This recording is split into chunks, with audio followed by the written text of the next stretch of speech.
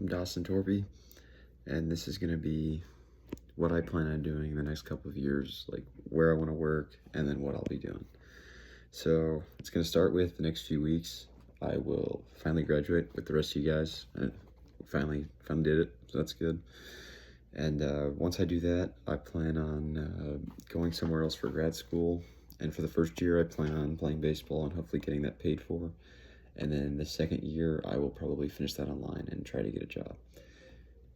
And so the job that I want to work in is I want to work in politics. So I would start off hopefully being a legislative assistant for either a state senator or state representative. And in doing so, I would be able to build more relationships for what I want to actually do with my job, which is to be a lobbyist. And when people hear lobbyist, sometimes they think of backroom deals or corruption, but that's not really how it is. That's a small group of people who are just unethical. But I want to become a lobbyist because I'm interested in how decisions are actually made and how different voices are represented in that process.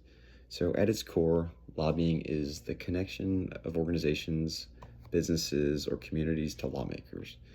So without lobbyists, legislators would have a much more difficult time understanding how policies affect specific groups of people.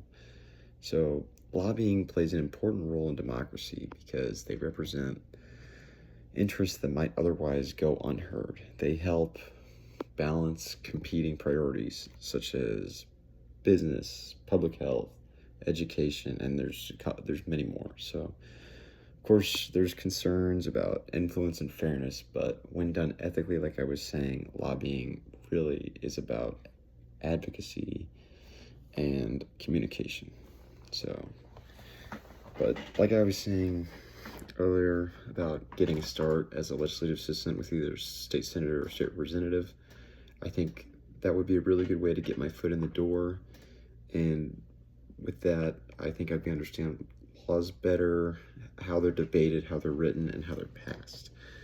I also think spending several years working in the Capitol will help me with relationships and building that trust with the representatives and senators. So if I was to get a job in lobbying, they would be more likely to want to work with me because a lot of that in politics is people just want to work with people who they're friends with or who they know and they trust.